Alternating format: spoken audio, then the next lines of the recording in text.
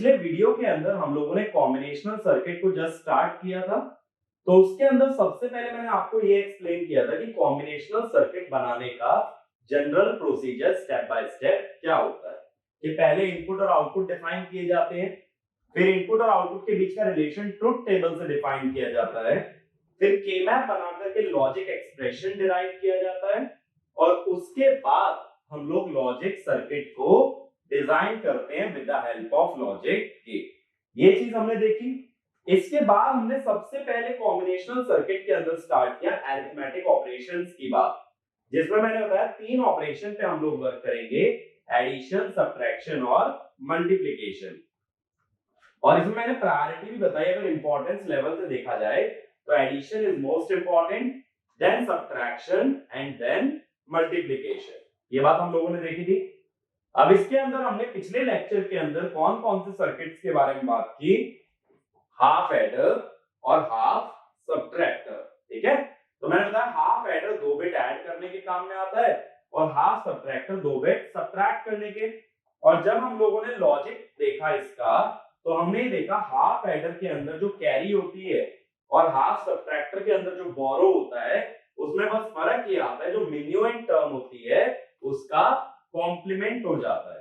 ठीक है, तो जैसे वहां ए बी आ रही थी कैरी, तो यहाँ क्या हो गई थी बोरो, ए बार बी। बाकी सम और डिफरेंस, इन दोनों का लॉजिक हमारा एग्जैक्टली सेम रहता है। ये चीज हम लोगों ने हाफ एडर और हाफ सब्ट्रैक्टर के अंदर देखी थी। प्लस हमने ये डिस्कवर किया था कि दोनों को ही बनाने में अगर नैंड और नॉर गेट का यूज किया जाए तो 5 नैंड गेट और 5 ही नॉर गेट की हमें जरूरत पड़ती है। ठीक है, तो ये सब हम लोगों ने लास्ट वीडियो में कवर किया था। अब इस वीडियो के अंदर हम लोग शुरू कहां से करने वाले हैं, जिस बारे में मैंने पहले भी बताया था, जिस डिवाइस को हम लोग बोलते हैं फुल एडर। मैंने क्या बताया था फुल एडर के बारे में, कि हाफ एडर को हाफ इसलिए बोला गया क्योंकि वो पिछले बिट से आने वाली कैरी को कंसीडर नहीं करता। वो सिर्फ 2 नंबर्स को ऐड करता है, बट पीछे से जो कैरी आ रही है उसे क्या कर देता है, इग्नोर। तो फुल एडर को फुल इसलिए बोलते हैं क्योंकि ये 2 नहीं बल्कि 3 बिट को ऐड करता है, जिसमें से 2 बिट बाइनरी नंबर्स की होती है और तीसरी बिट होती है पीछे से आने वाली कैरी की। तो ये वाला पॉइंट देखो, a full adder is used to add 3 bits out of which 2 bits belong to binary number, 2 bits belong to binary number and 1 bit is carry from the previous stage,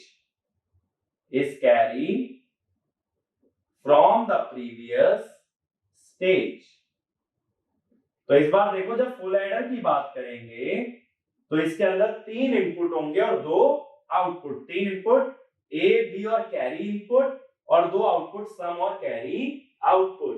तो इस बार 2 तरह की carry हो गई, एक जो पिछली बिट से आ रही है और इस बिट में ऐड होगी, और दूसरी कैरी जो इस बिट को एडिशन के बाद निकल के आगे जाएगी, वो हो गई कैरी आउटपुट, और जो कैरी आने वाली है पीछे से वो हो गई कैरी इनपुट। ठीक है, तो इसके अंदर 2 तरह की कैरी का हम लोग यूज करते हैं। अब देखिए जरा इसकी ट्रुथ टेबल अगर बनाते हैं। अब जब 3 इनपुट है तो ये बताओ जरा कितने कॉम्बिनेशन बनेंगे। 3 इनपुट के अंदर हमारे पास 8 कॉम्बिनेशन बनने वाले हैं। कौन कौन से 8 कॉम्बिनेशन है, 0 0 0 0 0 1 0 1 0 0 1 1 1 0 0 1 0 1 1 1 0 और 1 1 1।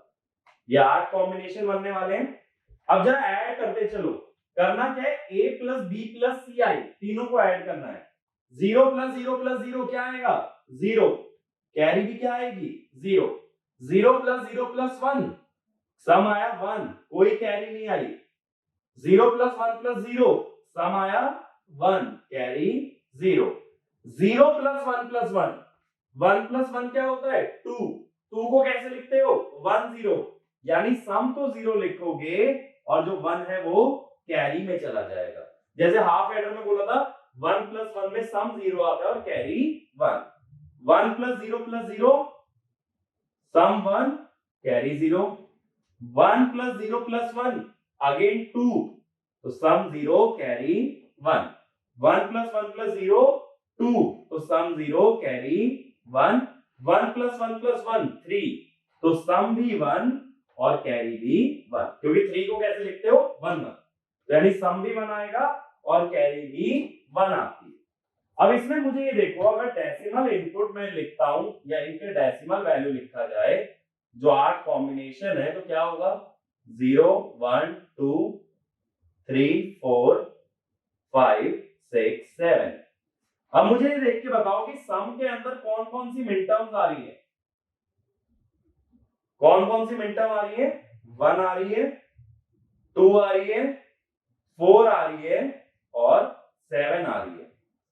और ऐसे ही देखो कैरी के अंदर क्या आ रहा है, कौन कौन सी मिड टर्म आ रही है 3 5 6 7। अब देखो अगर सम को ध्यान से देखोगे तो जो मिड टर्म्स आ रही है सम के अंदर वो एक्सओर वाली है। कैसे, एक्सओर क्या करता है, odd number of ones check करता है, कितने वंस है इधर 1, इसमें कितने हैं 1, इसमें कितने हैं 1 और इसमें कितने हैं 3, यानी ये क्या बता रहा है, ऑड नंबर ऑफ वंस बता रहा है, तो it is nothing but XOR gate. अब कैरी को चेक करो जरा, कैरी क्या कर रही है, यहाँ पे 2 वंस है तो आउटपुट 1 है, फिर 2 वंस है फिर आउटपुट 1 है, 2 वंस है फिर आउटपुट 1 है, 3 वंस है तब भी आउटपुट 1 है। तो यानी जो कैरी है it is nothing but majority detector, और ये जो सम है it is nothing but XOR gate. ठीक है, मेजॉरिटी डिटेक्टर हमने पिछले लेक्चर के अंदर सबसे पहले कवर किया था, उसमें मैंने बोला था जब 3 में से ज्यादा वंस होते हैं तो उसे बोल देते हैं मेजॉरिटी डिटेक्टर। तो सम का लॉजिक क्या बनेगा भाई, सम का लॉजिक बनेगा A XOR B XOR C, और कैरी का लॉजिक क्या बनेगा, कैरी का लॉजिक बनेगा मेजॉरिटी डिटेक्टर के हिसाब से AB plus BCI plus ACI। तो ये हो गया कैरी का लॉजिक, और तीनों का एक्सओर कर लिया तो वो किसका लॉजिक हो गया, वो सम का लॉजिक हो गया। ठीक है, अब इसके अंदर अगर इसका लॉजिक सर्किट बनाया जाए, सिंपल देखो कैसे बनेगा,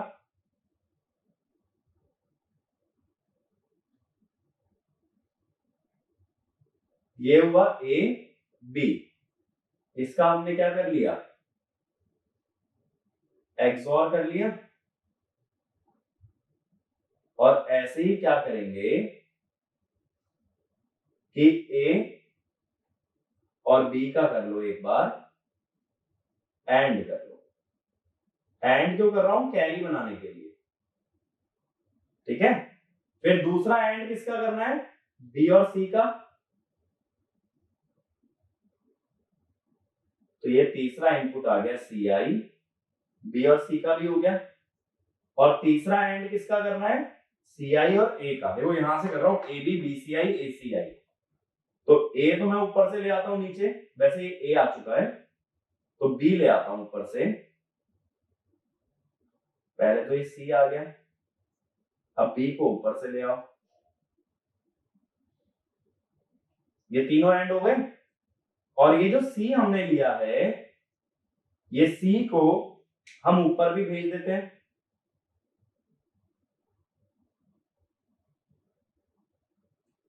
ये C यहां से ऊपर भी चला गया, और C का A और B के एक्सओर के साथ एक और क्या हो गया एक्सओर, तो ये तो आ गया सम। और ये जो 3 एंड गेट है, देखो यहाँ पे एंड गेट का आउटपुट है AB, यहाँ आया ACI और यहाँ आया BCI, इन तीनों एंड गेट के आउटपुट्स का हम क्या कर लेंगे एक्सओर कर लेंगे,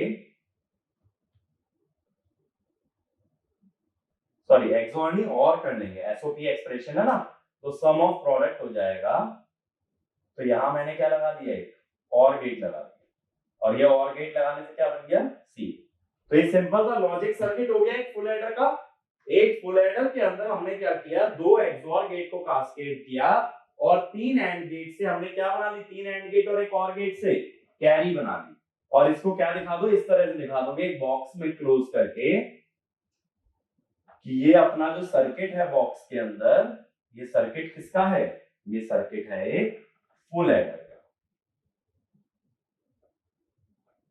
ठीक है, तो फुल एडर में मॉडिफिकेशन क्या हुआ कि तीन बिट हो गई हमारी दो बिट की जगह, जिनमें दो बिट बाइनरी नंबर की थी और एक बिट कैरी की थी।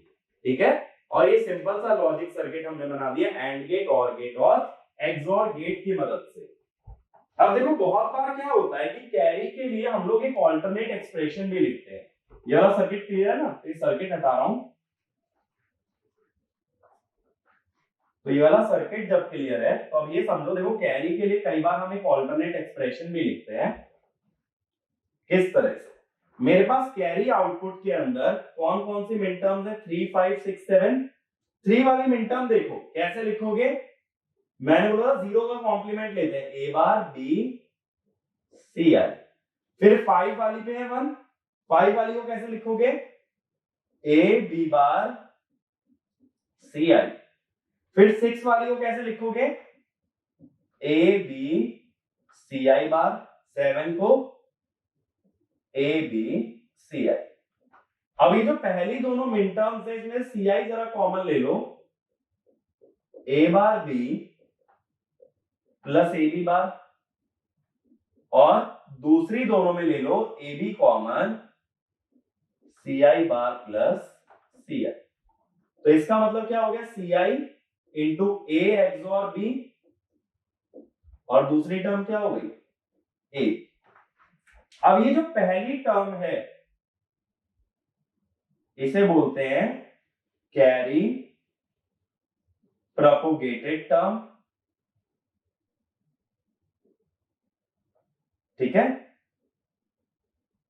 और ये जो दूसरी टर्म है इसे बोलते हैं कैरी जनरेटेड टर्म।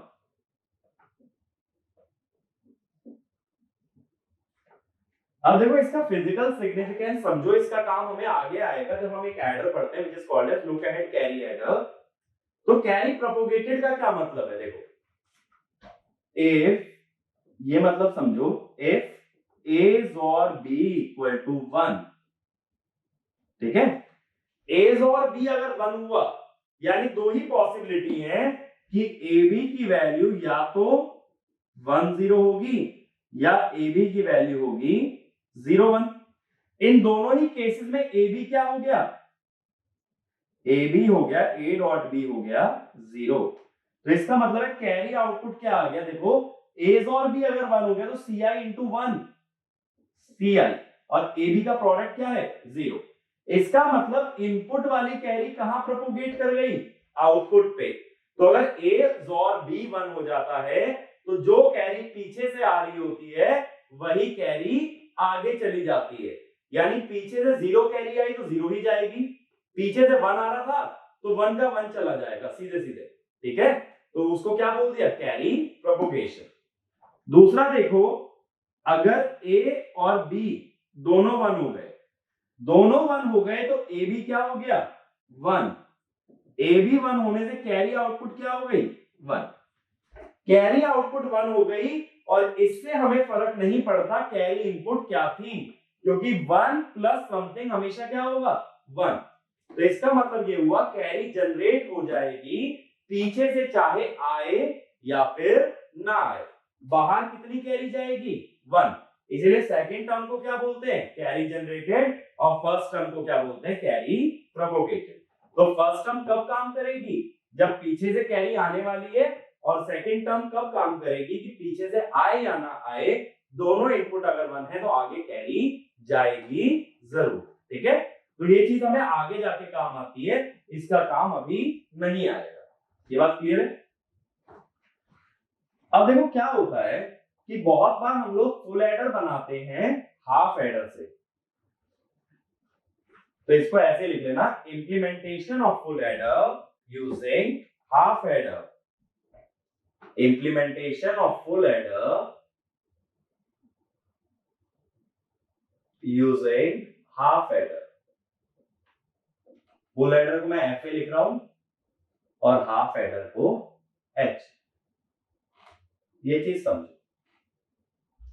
अब देखो हाफ एडर क्या करता है, दो इनपुट लेता है और दो ही हमें आउटपुट देता है।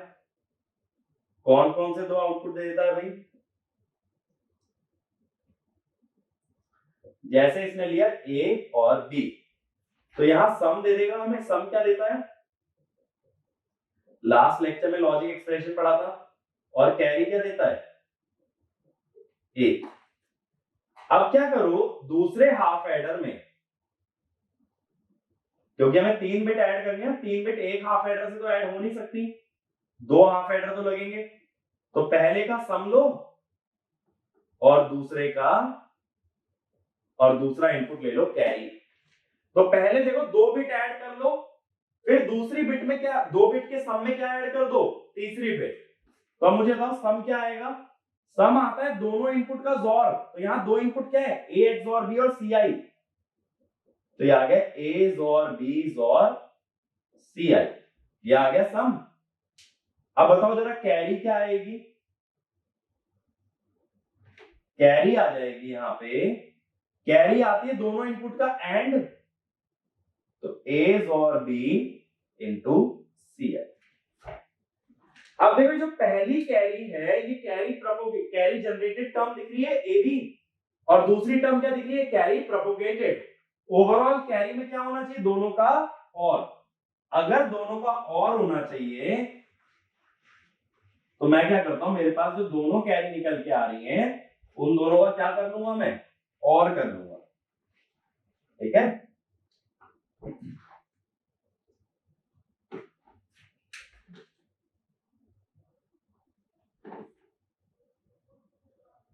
इन दोनों को किससे पास करा दो? एक और गेट से, और यहां क्या मिल जाएगी? Carry output. ठीक है, तो इसका मतलब है 1 full adder is equal to 2 half adder plus 1 OR gate. 2 half adder और एक और गेट से मिला के क्या बना सकते हैं हम लोग? एक फुल एडर। ये चीज समझ आई? तो मैंने हाफ एडर से क्या किया, पहले 2 बिट ऐड कर ली और फिर जो तीसरी बिट थी उसको दूसरे हाफ एडर की मदद से ऐड कर दिया। अब देखो लास्ट लेक्चर के अंदर हम लोगों ने हाफ एडर का सर्किट भी पढ़ा था। अगर एक बार पूरा सर्किट खोल करके बनाए तो ये चीज समझना हो, क्योंकि ये बहुत ज्यादा इंपॉर्टेंट है, तो इसको वेरी इंपॉर्टेंट मार्क कर लेना आगे अब जो हम बात करने वाले हैं। तो एक काम करो, इसको ऐसी हेडिंग डाल लो, propagation delay in full adder. Propagation delay in full adder. अब मैं बोल रहा हूं हाफ एडर का सर्किट ओपन कर लो जरा एक बार। हाफ एडर क्या करता है? एक्सॉर और एंड गेट से बना होता है। तो ये इसने एक्सॉर किया 2 बिट्स का पहले हाफ एडर ने, और ऐसे ही दोनों बिट्स का क्या कर लिया? एंड कर लिया। तो यहां कैरी जनरेटेड वाली टर्म मिल गई ना। अब जो तीसरी बिट आ रही है वो इसके साथ क्या हो जाएगी? एक एक्सॉर में चली जाएगी।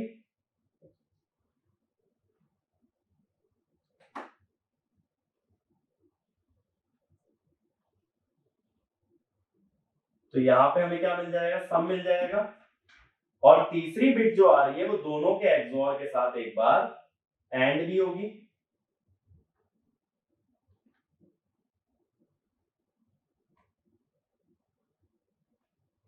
ये हो गई एंड। और ये जो दोनों एंड गेट का आउटपुट है ये क्या हो जाएगा? और ये हो गया कैरी आउट। ठीक है, तो देखो ये 2 हाफ एडर बना दिए मैंने और क्या लगा दिया एक साथ में? और गेट। तो इसको मैं बोल देता हूं suppose XOR 1, XOR 2, and 1, and 2 और। ठीक है, या OR लिख लेते हैं, कोई दिक्कत नहीं है। तो अब इनके सबके प्रोपोगेशन डिले है, प्रोपोगेशन डिले ऐसे लिखूंगा, देखो tx1 माने propagation delay of ZOR1, tx2 माने प्रोपोगेशन डिले ऑफ ZOR2, और ये ci है।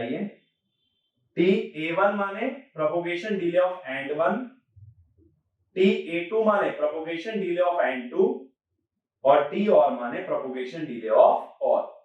इसके अलावा TCI का मतलब है डिले फॉर CI। अब बात है भाई CI तो एक इनपुट है, ये डिले किस बात का, गेट का लॉजिक डिले समझ आता है, ये कैरी का डिले क्यों लिया जा रहा है। इसका रीजन देखो सिंपल सा समझो कि अगर कैरी इनपुट है तो ये कैरी इनपुट आई कहां से, मैंने बोला था हाफ एडर इसीलिए यूजफुल नहीं है, वो पिछली बिट से आने वाली कैरी को कंसीडर नहीं करता। यानी ये कैरी कहां से आ रही है, पिछली बिट के एडिशन से। फिर से सुनो, ये कैरी कहां आई, पिछली बिट के एडिशन से। पिछली बिट ऐड होने में कुछ डिले आया होगा, भाई एडर से तो ऐड कर रहे हो, और एडर में डिले है तो पिछली बिट में भी ऐड होने में कुछ डिले आएगा। यानी ये कैरी इंस्टेंटली नहीं आ सकती, जब ये पिछले सम होने के बाद आ रही है तो कुछ ना कुछ डिले के बाद ही आएगी। ये बात समझ आई। तो carry cannot appear instantly, it appears after a certain delay because it is generated from the previous addition. ये बात क्लियर होती है।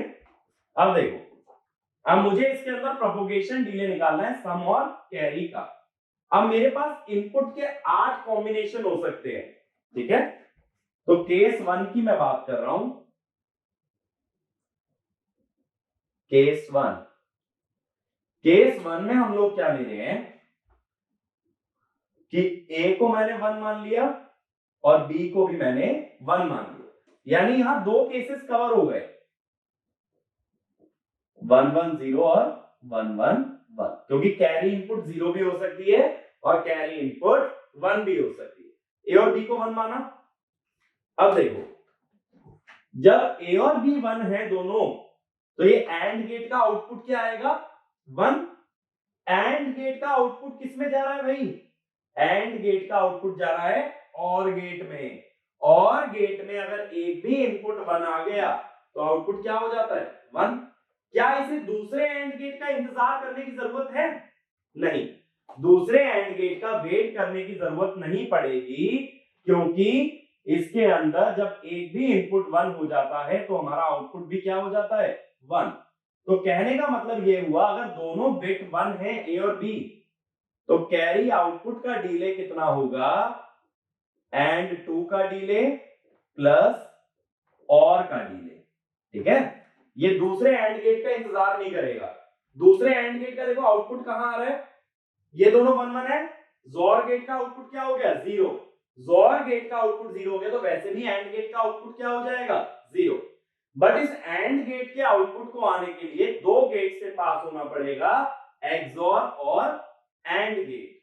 जबकि अगर यहां से सीधा 1 मिल रहा है तो OR का आउटपुट क्या हो जाएगा, 1 हो जाएगा। तो कैरी आउटपुट डायरेक्टली मिल जाती है कितने डिले के बाद, AND1 और OR के बाद।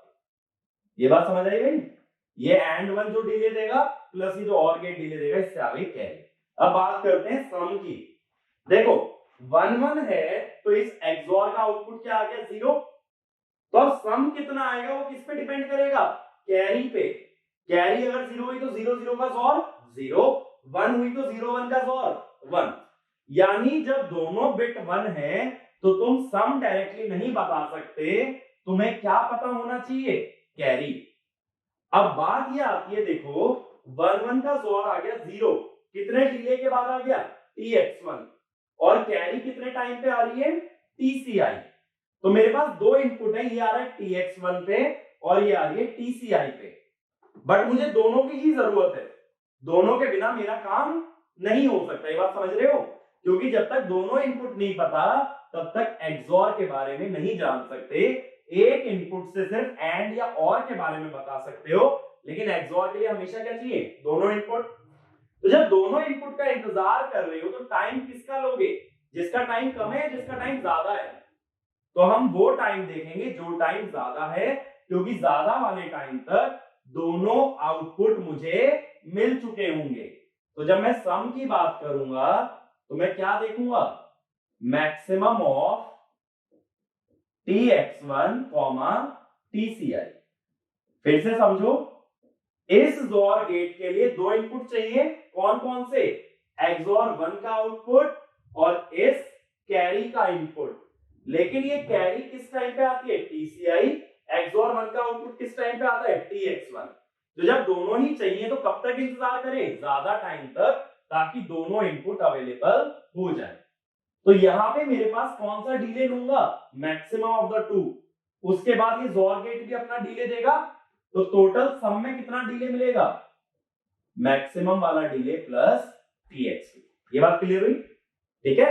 तो पहले मैंने क्या निकाला, इनपुट किस टाइम पे आ रहे हैं उसके लिए मैक्सिमा ले लिया, प्लस इस गेट का डिले क्या दे देगा, सम।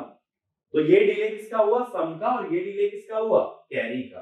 ठीक है, तो ये वाला केस क्लियर है। अब केस नंबर 2, केस नंबर 2 मैं ले रहा हूं कि A को 1 ले लो, B को 0 ले लो, या A को 0 ले लें और B को 1 ले। ठीक है, 1 0 या 0 1, और कैरी को मैं ले रहा हूं 1। यानी यहां भी दो इनपुट मैंने कवर कर लिए, कौन कौन से, 1 0 1 और 0 1। ये दो इनपुट मैं यहां कवर कर रहा हूं। टोटल कितने कवर करने, 8। तो दो इनपुट मैंने पहले केस में कवर किए और दो इनपुट दूसरे केस। अब देखो, अगर ये दोनों अनइक्वल हैं, एक 1 है और दूसरा 0 है, तो XOR का आउटपुट क्या आएगा, 1 आ जाएगा। लेकिन कितने डिले पे आएगा, ये आएगा TX1 टाइम पे। और 1 0 के अनुसार इस एंड गेट का आउटपुट क्या आ जाएगा, 0 आ जाएगा। कितने टाइम पे आएगा, TA1 पे।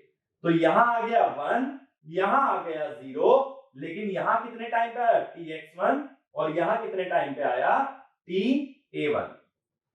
अब इसका मतलब है, देखो दूसरी कैरी 1 है, दूसरी कैरी अगर 1 है तो इस एंड गेट का एक आउटपुट क्या, इनपुट क्या आया, 1, और दूसरा इनपुट भी क्या आया, 1, क्योंकि XOR 1 दे रहा था ना। 1 क्यों दे रहा था, दोनों अनइक्वल थे, तो यहां क्या आ रहा था, 1, और इधर से कैरी भी क्या आ गई, 1। तो इस एंड गेट में दोनों इनपुट क्या है, 1 1। लेकिन ये एंड गेट आउटपुट कब देगा, ये एंड गेट आउटपुट तब देगा जब दोनों इनपुट मिल जाए। भाई दोनों 1 1 आएंगे तभी तो यहां 1 आएगा। तो ये एंड गेट आउटपुट कब देता है, कैरी आउटपुट के लिए देखें तो एंड गेट के लिए दोनों इनपुट आने चाहिए, और दोनों इनपुट के लिए क्या लोगे, मैक्सिमा। किस किस का, TX1 और TCI। मैं ये कह सकता हूं कि जब दोनों टाइम का मैक्सिमम ले लोगे तो उस टाइम पे दोनों ही वैल्यूज अवेलेबल होंगी। जब दोनों वैल्यू आ चुकी तो ये एंड गेट क्या दे देगा, 1। कितने टाइम पे 1 दे देगा, खुद का डिले जोड़ के। भाई ये खुद भी तो टाइम लेगा आउटपुट देने में, कितना टाइम लेगा, TA2। अब जैसे ही यहां 1 आ गया, और गेट का आउटपुट भी क्या आ जाएगा, 1। लेकिन और गेट तुरंत आउटपुट तो नहीं देगा, वो और कितना टाइम लेगा, प्लस T और। ठीक है, तो अब की बार आउटपुट क्या आ गया, कैरी का डिले क्या आ गया, TCO जो हम लिख रहे थे, मैक्सिमम ऑफ XOR 1 और input carry plus N2 plus और। अब सम पे आ जाओ, देखो ये वाला आउटपुट कब अवेलेबल हो जाता है, TX1 पे। लेकिन दूसरा XOR अगर लेना है तो कैरी का आना जरूरी है। तो दूसरे XOR गेट के लिए क्या लोगे, मैक्सिमम ऑफ TX1 और TCI, दोनों का मैक्सिमम लोगे ताकि दोनों इनपुट आ जाए। और उसके बाद ये XOR गेट कब आउटपुट देगा, ये अपना डिले ऐड करने के बाद ही तुम्हें आउटपुट दे सकता है। ये बात समझ आ रही है। और अच्छा देखो एक चीज, A 1 है B 0 है, तो A XOR B क्या हो गया, 1। A XOR B 1 होता है तो कौन सी टर्म चलती है, टर्म चलती है कैरी प्रोपोगेशन वाली। और जब A भी 1 होता है तो कौन सी टर्म चलती है, कैरी जनरेशन। तो ये हम बात कर रहे थे कैरी जनरेशन वाली। और ये हम कौन सी बात कर रहे हैं, कैरी प्रोपोगेशन वाली। ठीक है, तो ये बात समझ आई। तो हमेशा तुम्हें क्या देखना है, किसी भी गेट के लिए अगर दोनों इनपुट की जरूरत पड़ती है तो डिले कौन सा लोगे, हमेशा मैक्सिमम, ताकि दोनों के दोनों आ चुके हो, कोई भी एक इनपुट लेफ्ट आउट नहीं रहना चाहिए। ठीक है, अब आते हैं केस नंबर 3 पे। 4 केस कवर कर चुके ना, बचे हुए 4 केस बताओ जरा। केस नंबर 3 में देखो क्या क्या कवर हो गया, 1 1 0 1 1 1। तो देखो एक तो A0 B0 कैरी 0, एक A0 B0 कैरी 1, एक A0 B1 carry 0, A1 B0 carry 0। ये 4 केस रह गए। ठीक है, एक बार इस बारे में बात करते हैं। देखो जब A और B दोनों 0 हो जाएंगे तो इस एंड गेट का आउटपुट क्या आ जाएगा, 0। इस एंड गेट का आउटपुट 0 आएगा कितने टाइम पे, TA1 पे। और 0 0 का XOR क्या आ जाएगा, 0, कितने टाइम पे आएगा, TX1 पे। यानी दोनों जगह 0 मिल रहा है। ये कितने टाइम पे है, TX1, और ये कितने टाइम पे है, TA1। जब ये एंड गेट का आउटपुट 0 आ रहा है तो और गेट का आउटपुट नहीं बता सकते भाई। और गेट का आउटपुट फिक्स तब हो जाता है जब एक इनपुट क्या हो जाए, 1, लेकिन यहां इनपुट क्या हो गया, 0। तो और गेट आउटपुट तब तक नहीं दे पाएगा जब तक इसे दूसरे गेट का आउटपुट ना मिल जाए। अब कैरी 0 भी आ सकती है और कैरी 1 भी, लेकिन एक चीज देखो, यहां 0 आने के बाद ये एंड गेट का आउटपुट क्या फिक्स हो गया, 0 फिक्स हो गया ना। अगर जोर में 0 आ गया तो इस एंड गेट में भी क्या आ गया, 0, और यहां क्या आ गया, यहां भी आ गया 0। तो अब अगर मैं कैरी आउटपुट की बात करूंगा, कैरी में कितना डिले लगेगा, देखो अगर इस एंड गेट का आउटपुट 0 आ रहा है तो इसका मतलब है दूसरे एंड गेट के आउटपुट के लिए मुझे वेट करना पड़ेगा। दूसरे एंड गेट के आउटपुट के लिए वेट अगर करते हो तो एंड गेट के लिए दोनों इनपुट चाहिए, तो वो क्या है, TX1 और TCI का मैक्सिमम। इस एंड गेट को दोनों इनपुट जानने होंगे और दोनों इनपुट जानने के लिए कब तक वेट करेगा, मैक्सिमम ऑफ X1 या CI, दोनों के मैक्सिमम तक वेट करेगा। फिर आउटपुट कब देगा, खुद के डिले के बाद, और फिर और गेट का भी डिले ऐड हो जाएगा। ये आउटपुट देगा TA2 पे, प्लस क्या कर दोगे, और गेट। अब सम की बात कर लो, पहले गेट का आउटपुट कब आया, TX1 पे, और दूसरा इनपुट कब आ रहा है, TCI पे। इस जोर गेट को दोनों की जरूरत है, तो ये कब तक इंतजार करेगा, TX1 और TCI तक, और उसके बाद खुद का डिले जोड़ के दे देगा TX2। ठीक है, तो ये वाला जो आउटपुट आ रहा है या जो रिलेशन आ रहा है वो दोनों रिलेशन सेम आ रहे हैं केस 2 और केस 3 के अंदर। ठीक है, तो इस तरह से हम लोग डिपेंडिंग अपॉन की इनपुट क्या लगे हैं, सम और कैरी का डिले चेंज हो सकता है। ठीक है, तो ये बात बहुत अच्छे से ध्यान रखना, क्योंकि कई बार गेट में क्वेश्चन मैं कैसा बना सकता हूं कि अगर मैं तुम्हें इनपुट की वैल्यूज दे दूं और फिर मैं पूछूं कि डिले क्या आएगा, तो तुम्हें डिले मैन्युअली कैलकुलेट करना पड़ेगा। तो ऐसा मत करना कि ये फॉर्मूले रट करके जा रहे हो, ये फॉर्मूले रटना गलत बात है। तुम्हें क्या करना है, तुम्हें ये समझना है मैंने कैसे एनालाइज किया है, मुझे क्या पता है। देखो जब जनरेशन वाली बात थी, जब दोनों इनपुट 1 हो गए तो आउटपुट क्या आ गया, 1। तो और गेट दूसरे गेट का इंतजार नहीं करता, वो खुद से क्या दे देगा, आउटपुट 1 दे देगा। तो डिले कितना हुआ था, TA1 प्लस T और ये बात। ठीक है, तो उसे एंड 2 की जरूरत नहीं पड़ी थी। इसीलिए हमेशा क्या ध्यान रखोगे कि एंड गेट का अगर एक इनपुट 0 हो गया तो दूसरे इनपुट का इंतजार नहीं करता, और गेट का अगर एक इनपुट 1 हो गया तो वो भी दूसरे इनपुट का इंतजार नहीं करेगा, वो डायरेक्टली क्या दे देगा तुम्हें, आउटपुट दे देगा। ठीक है, ये बात क्लियर हुई। तो इस तरह से इनपुट के हिसाब से हम लोग क्या मैप कर लेते हैं, आउटपुट मैप कर लेते हैं।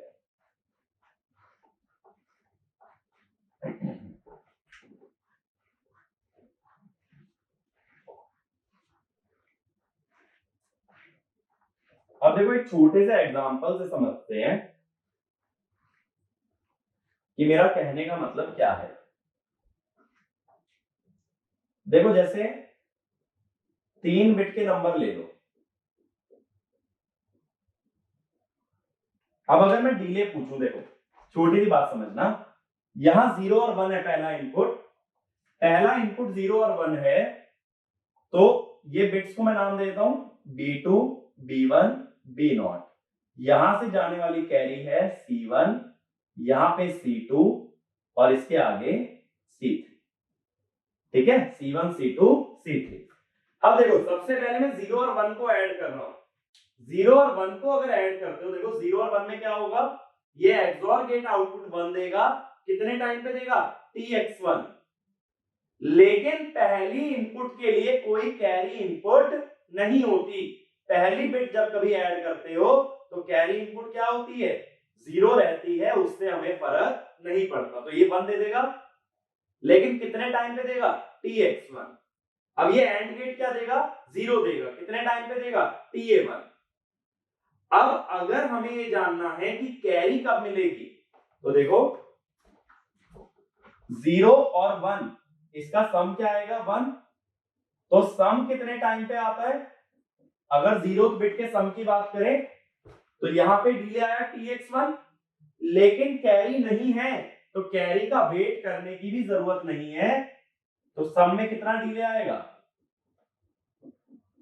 tx1 plus tx। ये कैरी का इंतजार नहीं करेगा। क्यों नहीं करेगा कैरी का इंतजार, क्योंकि यहां पे कैरी है ही नहीं। अब कैरी की बात करते हैं, कैरी कब जनरेट होगी, देखो 1 0 है, 1 0 है, तो ये आउटपुट क्या आया, 0 आया। तो कितने डिले पे आया, ta1। ये 0 कहां गया, ये और गेट में गया। अब ये कैरी क्या थी, 0 थी, तो यहां पे क्या आ रहा था, 0 आ रहा था। लेकिन ये कैरी थी ही नहीं है, ये कह दो कैरी एब्सेंट थी। तो इस CI में, अच्छा देखो ऐसा सोचो, अगर थोड़ा भी कंफ्यूजन हो रहा है, मैं समझ रहा हूं यहां थोड़ा कंफ्यूजन आ रहा होगा। देखो जब LSB को ऐड करते तो कैरी आएगी कहां से, LSB कैरी बनाएगी तभी तो आगे भेजेगी, पहले से तो कैरी नहीं आ सकती। इसका मतलब है पहली बिट के लिए कैरी क्या मान के चलो, 0, और उस कैरी में कोई डिले भी नहीं प्रेजेंट होगा। कैरी कहां फिक्स है, 0 पे। तो यानी t इक्वल टू 0 पे यहां 0 आ रहा था, तो यहां पे क्या मिल गया था, 0। अब यहां पे 0 मिलने में कितना टाइम लगा, ta1 टाइम लगा, तो कैरी मिलने में कितना टाइम लगेगा, ta1 प्लस t और।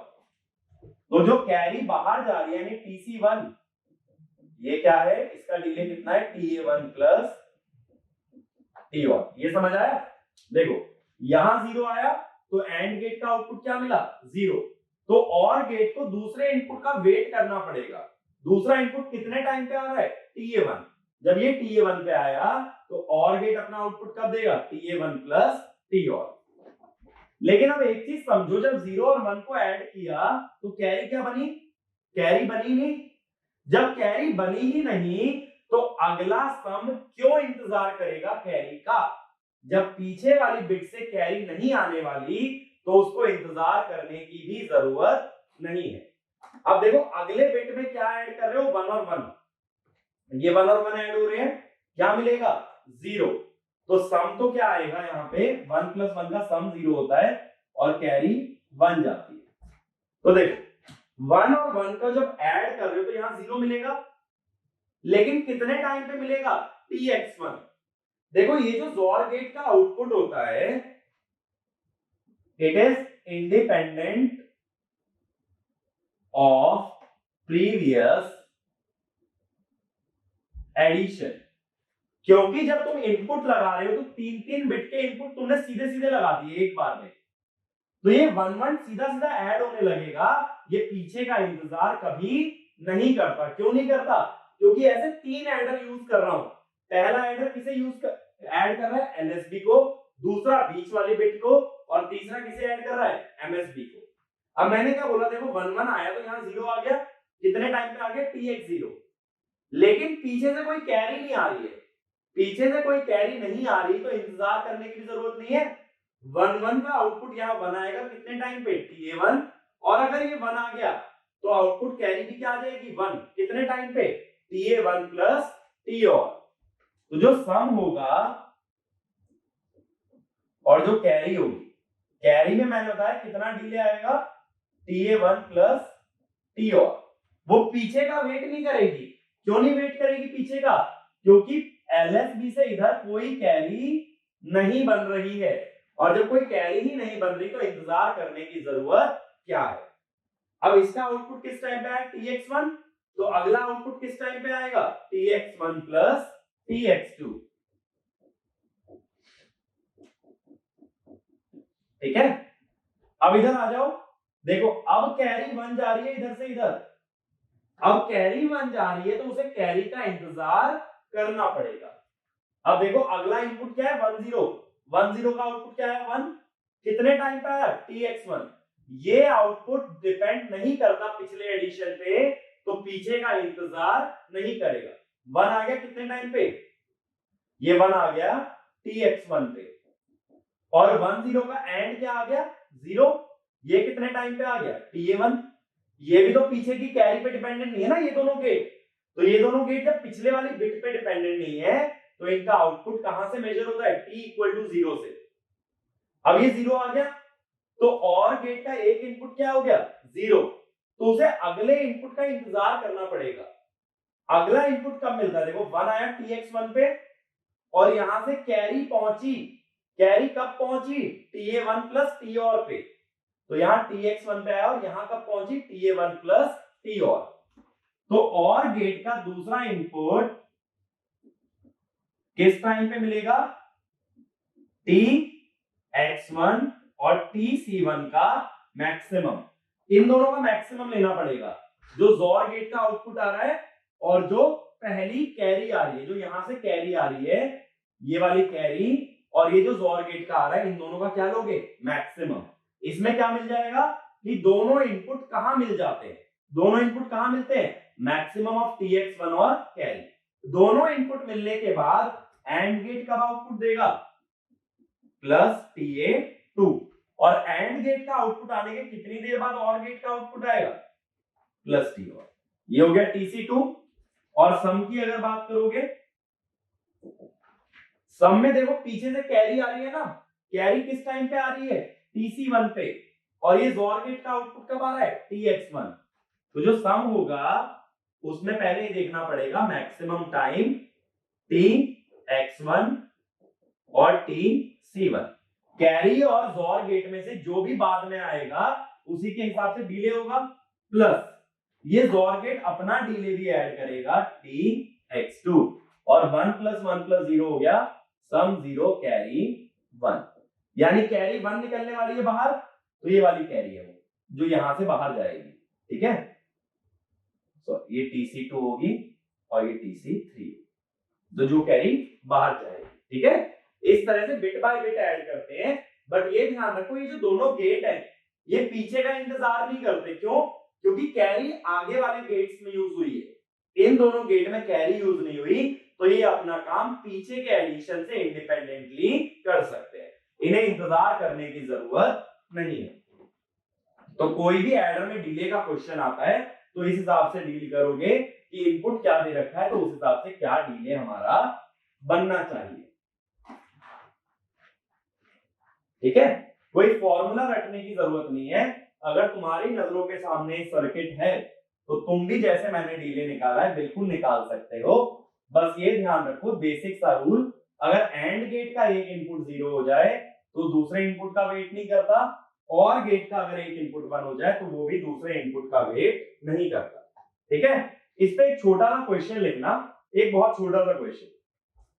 The circuit of the full adder, the circuit of the full adder is shown in the figure. The circuit of the full adder is shown in the figure where delay of each logic gate, where delay of each logic gate is 2 nanosecond, delay of each logic gate is 2 nanosecond, आगे लिखना, and connecting wires and connecting wires have zero delay and connecting wires have zero delay। ठीक है, फिर मैं half adder वाला ही circuit बना रहा हूं जो अभी देखा था। If ABC are stable during, आगे लिखो, if ABC are stable during the operation, stable during the operation का मतलब है कि कांस्टेंट वैल्यूज चेंज नहीं होंगी। If they are stable during the operation, find the maximum delay, find the maximum delay to obtain ci plus 1, to obtain c subscript में i plus 1। अब देखो इसने मैक्सिमम डिले की बात की है, तो कैरी तक पहुंचने के दो रास्ते हो सकते हैं। देखो, एक तो ये वाला,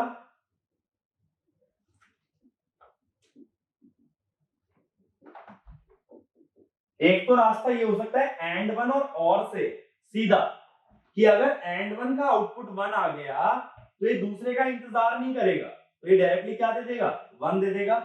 तो एक तो ci प्लस 1 में पॉसिबिलिटी ये है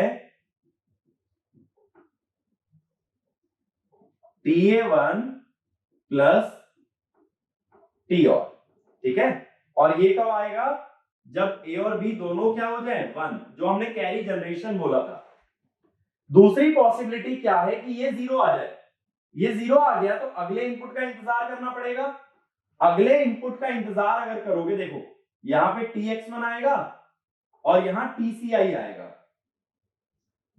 तो मैक्सिमम ऑफ TX1 और TCI, इन दोनों के मैक्सिमम तक वेट करने के बाद कौन आउटपुट देगा, N2, वो कितना डिले जोड़ देगा, TA2, और उसके बाद कौन देगा, और गेट। अब इसने क्वेश्चन में ये बोला है कि सभी लॉजिक गेट्स का डिले कितना है, 2 नैनोसेकंड है, ठीक है। तो देखो पहले वाला अगर ऐड करो, दोनों का डिले 2, कितना हो गया 4 नैनोसेकंड। दूसरे पे आ जाओ, मैक्सिमम ऑफ डिले कितना है जोर का भी 2 नैनोसेकंड, और इनपुट इसने स्टेबल बोला है। इनपुट स्टेबल बोलने का मतलब क्या है कि ये कैरी तुम्हें मिल चुकी है 0 नैनोसेकंड पे, यानी t इक्वल टू 0 पे तुम्हारे पास कैरी है। जब एडिशन शुरू होता है तब मेरे पास पहले से कैरी है, और यही स्टेटमेंट का मतलब था the inputs are stable during the operation. तो कैरी कब मिल चुकी है 0 पे, प्लस बाकी दोनों गेट का डिले 2 और 2, 2 और 0 का मैक्सिमम क्या होगा, 2 प्लस 2 प्लस 2, 6 नैनोसेकंड। तो हमारा आंसर क्या होगा, इसने पूछा है कि कैरी i प्लस 1 का मैक्सिमम डिले कितना हो सकता है, वो हो सकता है 6 नैनोसेकंड।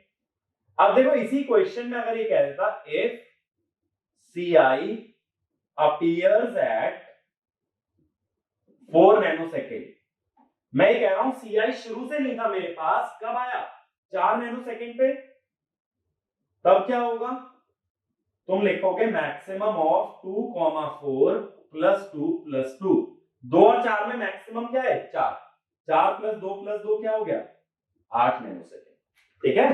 तो हमारे पास दो पॉसिबिलिटी होती है कि या तो हम लोग और गेट को एंड 1 के आउटपुट से देखें या फिर एंड 2 के।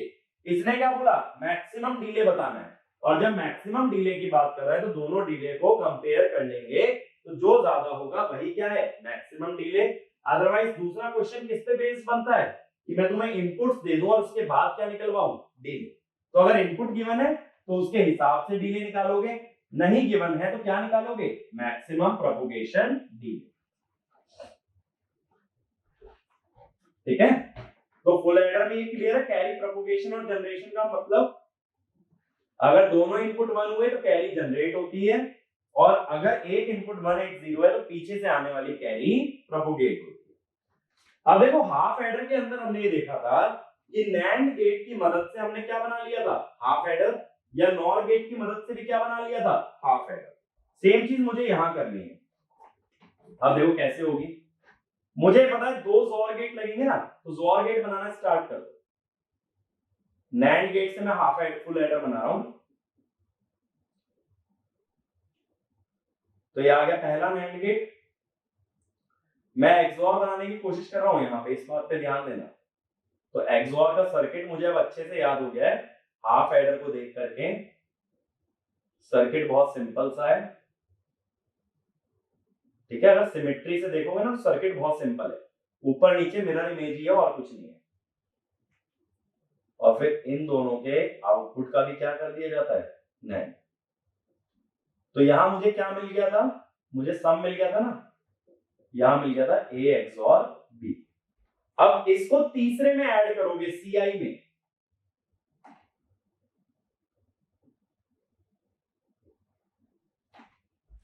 यहां से हम तीसरा इनपुट लेके चलेंगे अब CI, ठीक है। ये हो गया CI। अब ये दोनों फिर से पहले की तरह जोर गेट बनाओ, पहले का आउटपुट और पिछला इनपुट,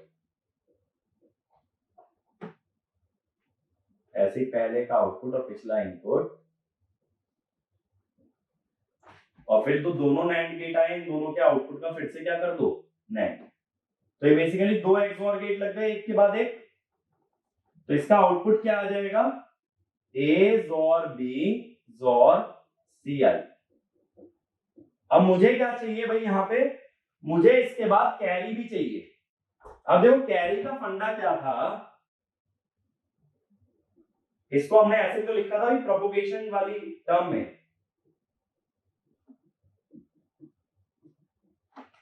ठीक है। अगर इसके बार का बार कर ले, ये चीज समझना, इस पे दो बार कॉम्प्लीमेंट लगा दो तो कोई फर्क तो नहीं पड़ेगा।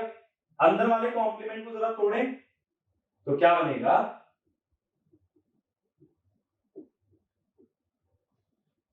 ठीक है, डॉट ए बी बार। तो देखो ये वाला टर्म है ए बी बार, और ये वाला जो टर्म है ये है ए XOR B CI बार। तो यही दोनों टर्म है ना, देखो A XOR B dot CI बार और ए बी बार, इन दोनों का क्या हुआ है, NAND। तो कैरी बनाने के लिए इन दोनों का भी क्या कर दो, NAND कर दो। तो यहां क्या बन जाएगी, यहां बन जाएगी कैरी I+1, यानी नेक्स्ट स्टेज की कैरी, ठीक है। तो कितने NAND गेट की जरूरत पड़ी भाई हमें, हमें यहां पे जरूरत पड़ी 9 NAND गेट्स,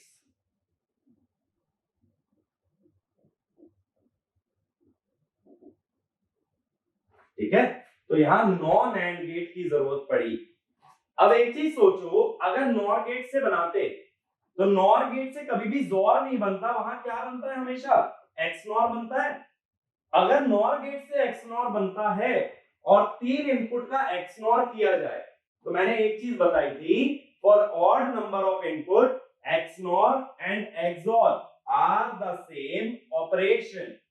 तो इसका मतलब ये हुआ, अगर 3 इनपुट लेकर के चल रहे हो तो XNOR से मत घबराओ, XNOR और XOR सेम होते हैं। तो क्या करो, हर जगह NAND गेट को किससे रिप्लेस कर दो, NOR गेट से रिप्लेस कर दो, ठीक है। तो क्या करना है, सिर्फ और सिर्फ NAND गेट को NOR गेट से रिप्लेस कर देना है। तो हम यहां पे किससे बना सकते हैं, इसको NOR गेट से बना सकते हैं चाहे तो, यानी NOR गेट भी कितने लगते हैं, NOR गेट भी हमारे लगते हैं 9। तो ये ध्यान रखो, हाफ एडर में कितने NAND गेट और NOR गेट यूज हुए थे, 5, और फुल एडर में 9। तो क्या बोलोगे, 9 NOR गेट्स आर रिक्वायर्ड। और इसके पीछे लॉजिक भी लिख लेना। तो एक पॉइंट लिखो, using NOR gates we can realize XNOR, using NOR gates we can realize XNOR instead of XOR, but for odd number of input XNOR and XOR gate, but for odd number of input XNOR and XOR gate are identical and hence we can use identical construction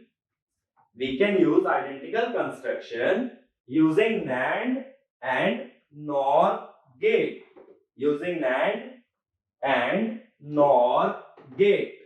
ठीक है।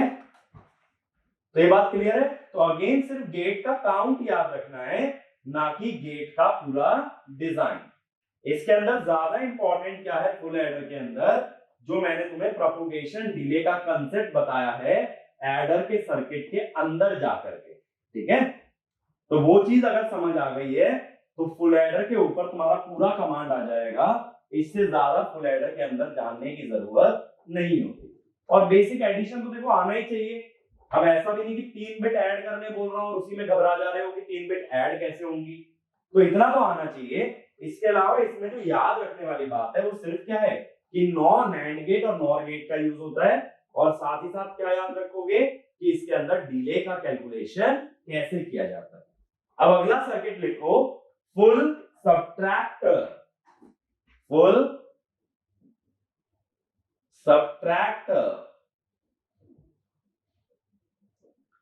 अब देखो मैंने half subtractor के अंदर disadvantage क्या बताया था कि हाफ सब्ट्रैक्टर पीछे से आने वाले बोरो को कंसीडर नहीं करता है। तो इसका मतलब है वो सिर्फ 2 ही बिट पे काम करता है, जबकि प्रैक्टिकली कितनी बिट होनी चाहिए, 3 बिट होनी चाहिए। और वो 3 बिट में और क्या लेना पड़ेगा, बोरो, ठीक है। तो अब एक चीज देखो, फुल सब्ट्रैक्टर का अगर ब्लॉक डायग्राम बनाए तो इसके अंदर 3 बिट होंगी, एक होगा ए, बी और बी आई। बी आई क्या हो जाएगा, बोरो इनपुट। पहला पॉइंट लिखो, a full subtractor is used to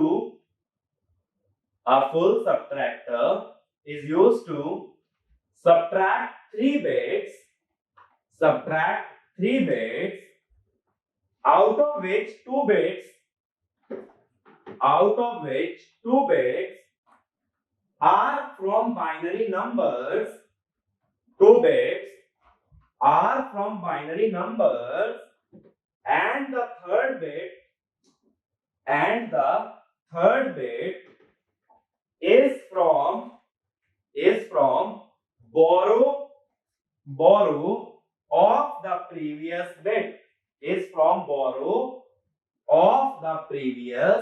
bit, ठीक है। अब देखो इसकी ट्रुथ टेबल को समझो।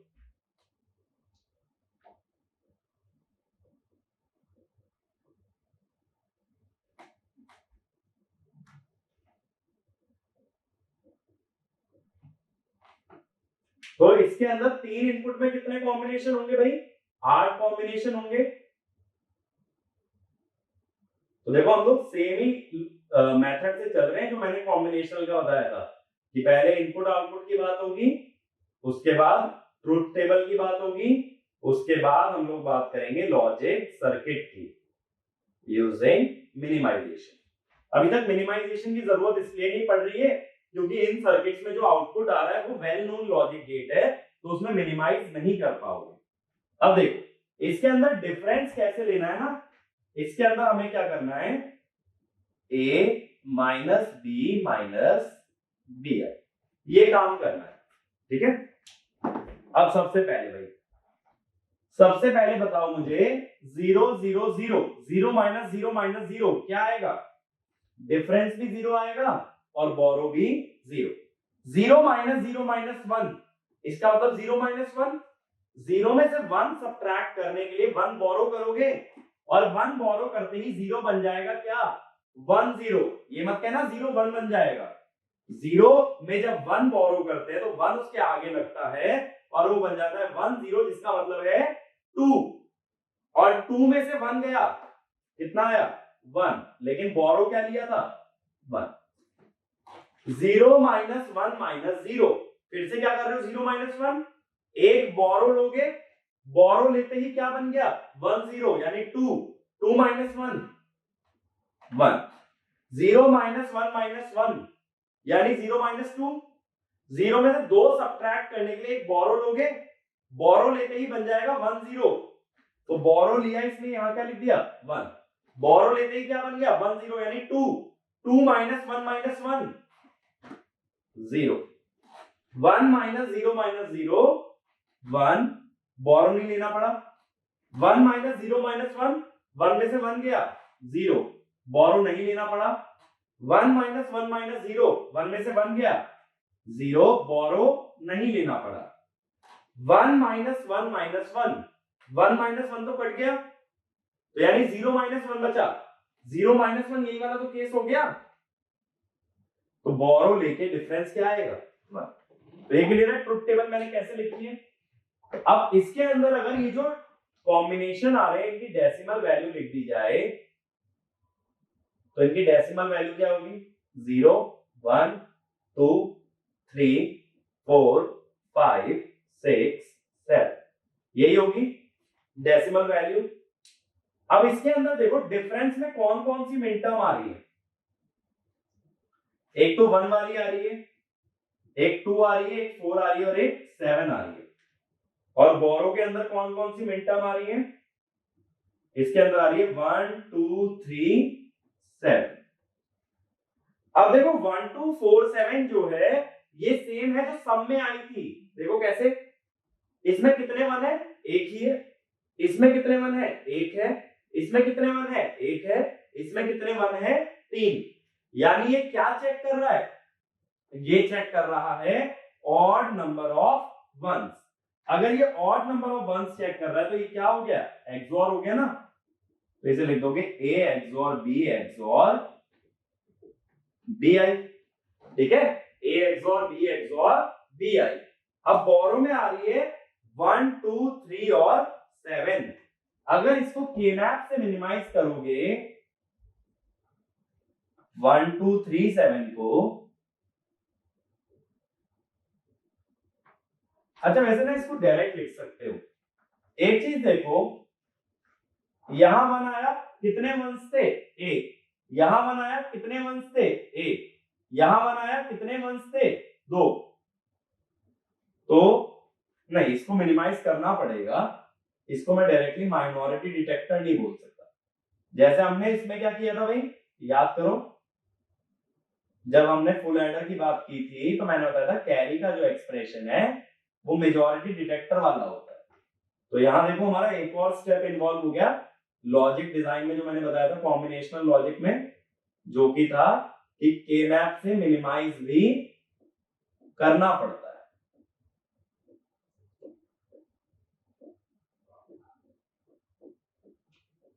ठीक है, तो कहां कहां आ रहा है भाई 1 2 3 और 7।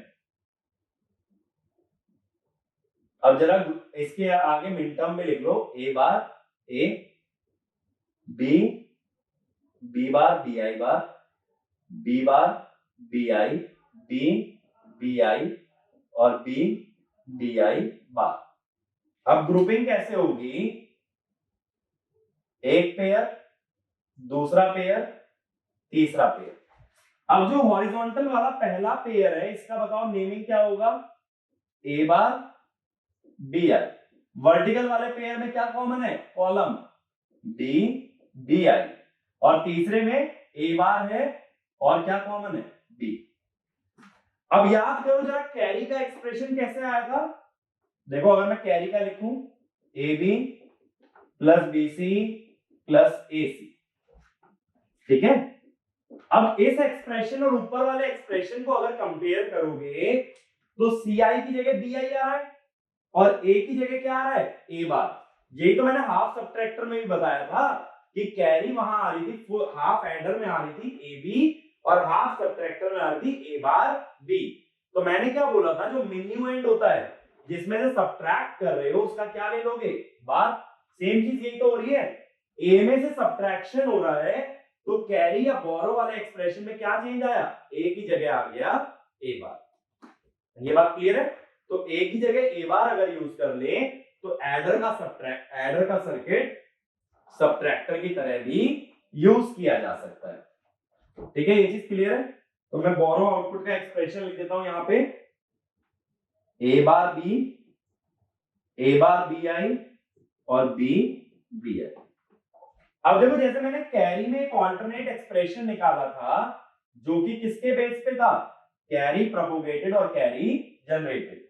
सेम चीज यहां भी कर सकते हो। कैसे, ये मिनटर्म्स लिखो जरा। मिनटर्म 1 क्या होगी, यहां से देखो मिनटर्म 1 क्या होगी, 0 का बार लिया जाता है तो ए बार बी आई। 2 क्या होगी, ए बार बी आई बार। फिर 3 क्या होगी, ए बार बी आई। और 7 क्या होगी, ए बी आई। अब पहली और दूसरी टर्म में से देखो क्या कॉमन आ सकता है हमारा, पहली और दूसरी टर्म में से आ सकता है ए बार कॉमन, या एक काम करो पहली और चौथी टर्म में से कॉमन दो, फर्स्ट और फोर्थ। तो बी आई कॉमन आ गया, क्या बना, A B plus A bar B बार।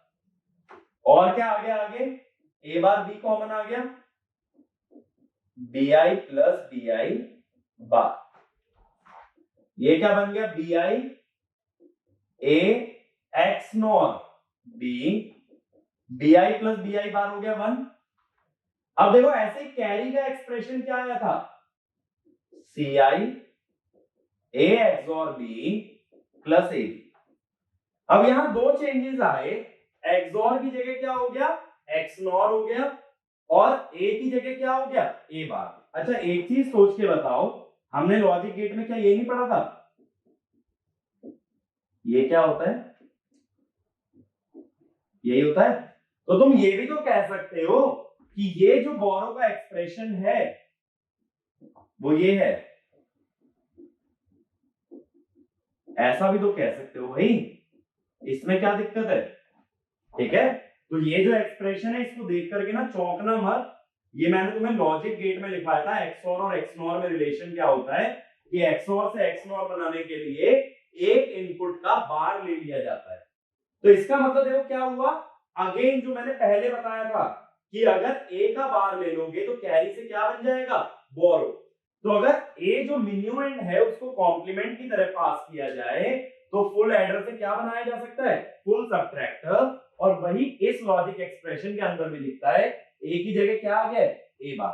तो कैरी से बोरो बनाने का तरीका क्या है भाई, डायरेक्ट बोलो क्या तरीका है, ए की जगह रख देंगे ए बार, एज सिंपल एज दैट। ठीक है, अब जैसे हमने फुल एडर में किया था कि फुल सबट्रैक्टर को मैं बनाना चाहता हूं हाफ सबट्रैक्टर से, जैसे हमने फुल एडर को किससे बनाया था, हाफ एडर से बनाया था ना भाई, तो ऐसे ही फुल सबट्रैक्टर को भी बना सकते हो हाफ सबट्रैक्टर से।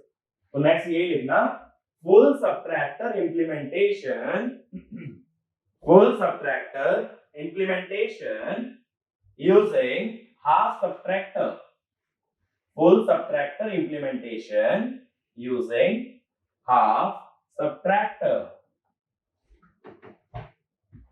अब देखो जैसे हाफ एडर में किया था, हमने कितने हाफ एडर यूज किए थे फुल एडर बनाने के लिए, 2।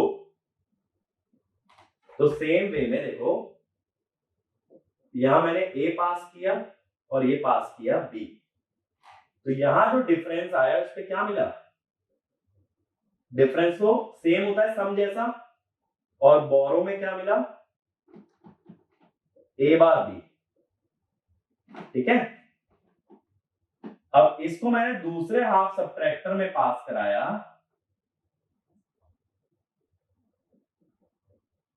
और इसके अंदर दूसरा इनपुट क्या लिया मैंने,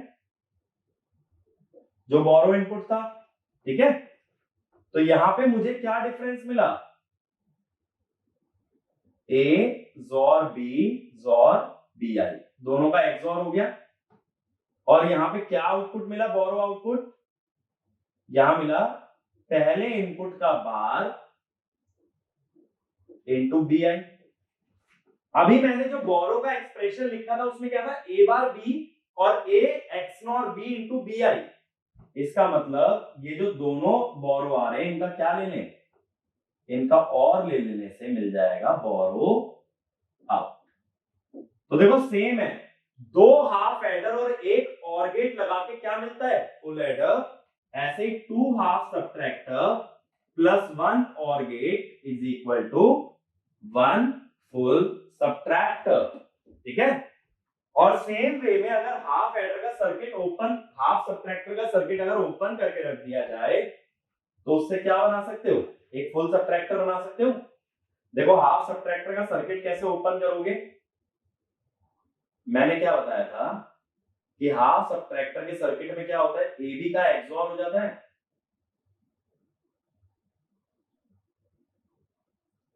और ये जो पहला इनपुट होता है इस पे एक इन्वर्टर लग के इसका बार ले लेते हैं, तो ये हो जाता है A बार B। यही हो रहा था ना, तो ये हो गया A बार B। अब इसके बाद ये जो जोर गेट का आउटपुट है ये दूसरे जोर गेट में पास होगा जिसमें हमारा तीसरा इनपुट भी लगेगा। ये तीसरा इनपुट यहां आ गया जो कि है BI। अब ये तीसरा इनपुट क्या करेगा, पहले वाले का नॉट लेके और यहां से लेके इसका क्या हो जाएगा एंड, और दोनों एंड गेट के आउटपुट्स को हम क्या कर देंगे, एक और गेट में पास कर देंगे और ये क्या मिल जाएगा, बोरो आउटपुट। तो मैंने कुछ भी नहीं किया, मैंने सिर्फ एक हाफ सब्ट्रैक्टर का सर्किट को ओपन कर दिया। तो देखो फुल एडर का जो सर्किट था उसके अंदर भी ऐसे ही था, 2 जोर गेट, 2 एंड गेट और गेट, लेकिन यहां साथ ही साथ क्या हो रहा है, यहां हमारे पास एक इन्वर्टर का भी डिले ऐड होगा। तो जैसे हमने वहां पे डिले के केसेस डील किए थे सेम वे में यहां भी डिले के केसेस डील कर सकते हो, लेकिन साथ ही साथ क्या लगाना पड़ेगा, एक इन्वर्टर। और जैसे फुल एडर में बोला था यहां पे भी सेम वे में 9 NAND या NOR गेट्स की हमें जरूरत पड़ती है। ठीक है, तो इसके अंदर भी कितने गेट्स की जरूरत पड़ेगी, 9 NAND या 9 NOR गेट की जरूरत पड़ेगी to generate a full subtractor. ये बात क्लियर हुई, जैसे फुल एडर था। बट इसके अंदर जो है ना कंस्ट्रक्शन में जाने की जरूरत नहीं है, और इवन ये वाला पॉइंट छोड़ के भी जा सकते हो कि कितने गेट लगते हैं, ऐसा कोई नहीं पूछेगा फुल सब्ट्रैक्टर में। बस फुल सब्ट्रैक्टर में एक छोटी सी बात याद रखना, अगर A की जगह A बार कर दिया जाए तो उससे हमें क्या हो जाता है, हम एक फुल एडर से फुल सब्ट्रैक्टर बना सकते हैं। अब देखो अगर समरी की बात करें फुल एडर में क्या याद रखना है,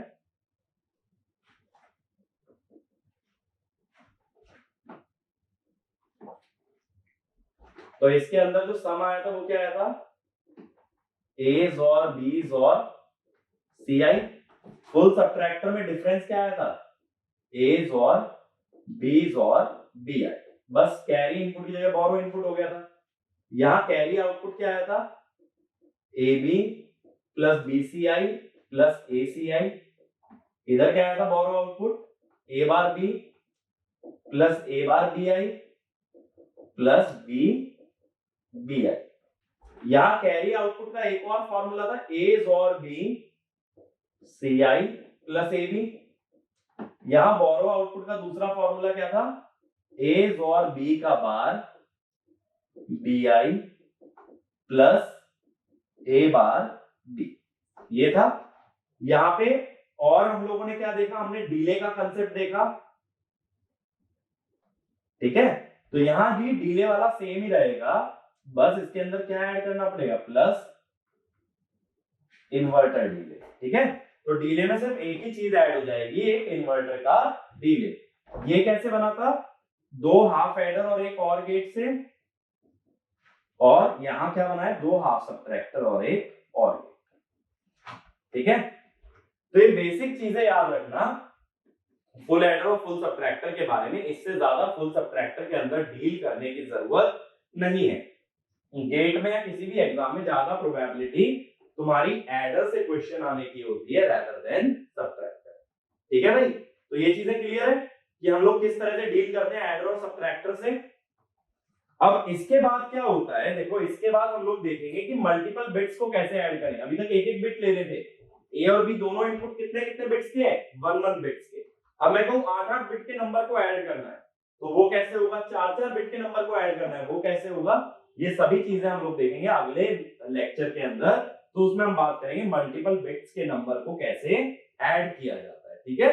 तो सिंगल बिट के अंदर एडर और सब्ट्रैक्टर का कंसेप्ट हमारा यहीं तक है। तो यहां तक अगर क्लियर है, और इसमें मोस्ट इंपॉर्टेंट कंसेप्ट ये डिले वाला है, तो इसको बहुत अच्छे से दोबारा रीड करना, दोबारा कोशिश करना समझने की कि डिले कैसे निकालते हैं, और एक बार इसमें कमांड आ जाती है तो ये सेक्शन हमारा कंप्लीट है, ठीक है। इसमें मोस्ट इंपॉर्टेंट पार्ट ये। तो बाकी आगे लेक्चर में कंटिन्यू करेंगे, इस लेक्चर के लिए इतना ही। Thank you.